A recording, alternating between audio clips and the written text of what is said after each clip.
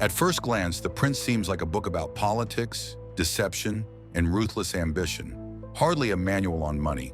But look closer, and Machiavelli reveals a deeper truth. Wealth is power, and like all power, it must be understood, protected, and strategically wielded. Machiavelli never wrote directly about bank accounts or stock markets, yet his insights into human nature and control apply to every transaction, investment, and financial decision made today. He understood that money is never neutral. It either fortifies influence or leaves one vulnerable to those who wield it more effectively. Wealth to Machiavelli was not an end, but a means, a tool to secure position, survive political tides, and shape outcomes. In his world and ours, financial success is rarely the result of mere luck or labor. It stems from a deeper grasp of strategy, foresight, and the sometimes uncomfortable truths about how systems truly work. Real-world examples, from self-made entrepreneurs to overlooked employees who suddenly rise through the ranks, often mirror this philosophy. Success comes not just to those who work hard, but to those who understand the game behind the game, those who, consciously or not, apply Machiavellian logic to money. This isn't about get-rich-quick schemes or hollow motivational slogans. It's a deep dive into the way Machiavelli's cold, clear-eyed approach to power can illuminate the modern pursuit of wealth, and why those who ignore these lessons often find themselves trapped, not by poverty, but by illusion. Machiavelli taught that appearances often matter more than truth. A ruler, he wrote, need not be virtuous, only appear so. The same holds true for wealth. In the modern world, financial perception is often more influential than actual net worth. Those who appear successful tend to attract opportunity, credit, partnerships, and influence, long before the numbers support the image. This isn't cynicism, it's psychology. People trust what they can see. From venture capitalists backing startups with no profits, to celebrities launching product lines based on lifestyle, much of modern wealth operates on the Machiavellian principle of strategic illusion. The appearance of success becomes a self-fulfilling prophecy. Consider how early-stage entrepreneurs often dress, speak, and act like they've already made it. They host events, talk big, and project confidence, while quietly taking on debt or burning through investor funds. To outsiders, it looks like prosperity. That perception opens doors, draws attention, and invites more resources. Whether this becomes lasting wealth depends on the strategy behind the show. This principle also applies in reverse. Many who are genuinely wealthy live beneath their means, understanding that broadcasting success invites rivals, taxes, scrutiny, and manipulation. Machiavelli might argue that the truly powerful never advertise their position. They camouflage it. Thus, the first lesson is clear. Before wealth is built, it must be believed, by others, and crucially, by those pursuing it. Managing perception is not deception. It's a calculated step in building momentum. Machiavelli famously warned rulers not to concern themselves too much with being good, but rather with appearing good when it served their aims. The same logic applies to wealth. Money gravitates toward power, not virtue. Moral worth does not guarantee financial success. Strategic action does.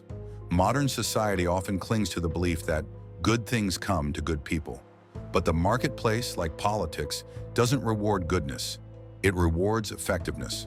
A brilliant artist may struggle in poverty, while a shrewd marketer with half the talent may thrive. This isn't a flaw in the system. It's the system Machiavelli described centuries ago. Those who understand leverage, alliances, and influence win. Look at industries where success seems divorced from ethics. Wall Street traders can trigger financial crises and walk away with bonuses. Corporate leaders lay off thousands and see their stock price rise. This isn't accidental. It reflects a system designed to prioritize results over righteousness. Machiavelli would call it natural. This doesn't mean morality is irrelevant. It means that morality, in financial terms, is often a luxury purchased after success, not a prerequisite for it. Philanthropy, sustainability, and fairness all flourish more easily once dominance is secured. Until then, survival belongs to those who are willing to do what is necessary, not what is noble. This lesson may be uncomfortable, but it's crucial. Money doesn't reward the most deserving. It rewards the most prepared, the most aligned with existing power structures, and the most willing to act when others hesitate. To Machiavelli, the survival of a state was more important than the comfort of its people or the conscience of its ruler. Harsh decisions, even cruelty, were justified if they preserved order.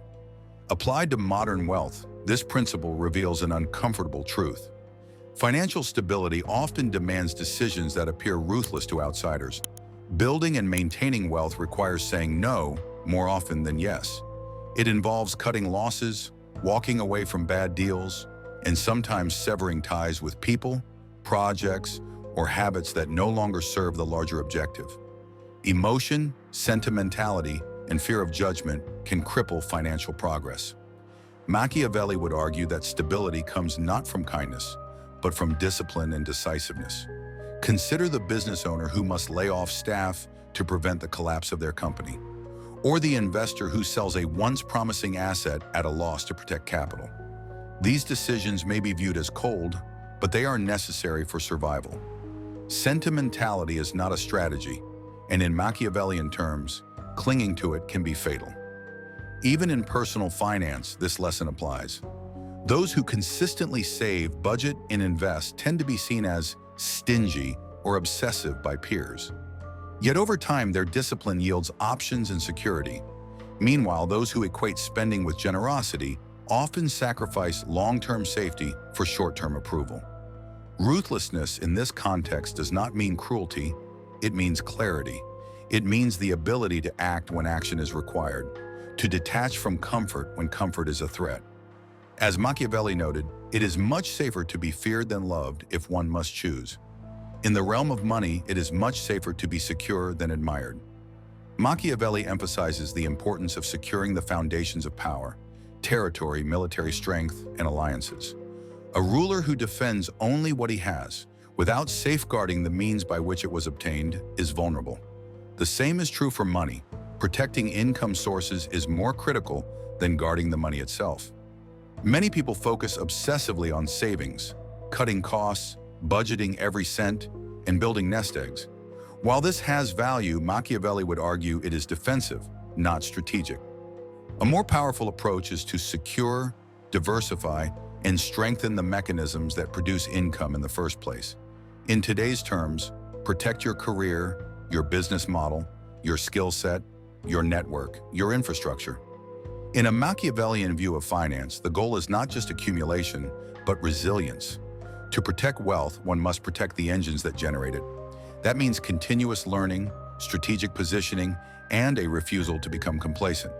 After all, a ruler who fortifies his palace but neglects the roads into the kingdom will find himself under siege. Machiavelli understood that power does not end with death. It echoes through reputation, inheritance, and influence. Legacy to him was not about virtue or remembrance. It was a strategic asset.